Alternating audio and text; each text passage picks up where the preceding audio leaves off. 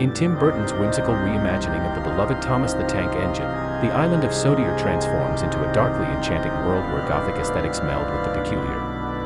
Thomas, sporting a sleek, eerie black exterior, navigates through twisted tracks that wind through surreal landscapes of haunted forests and peculiar towns.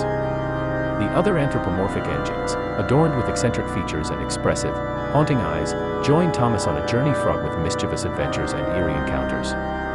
The Fat Controller, now a peculiar figure with a top hat and a touch of the macabre, oversees the enigmatic operations of the railway.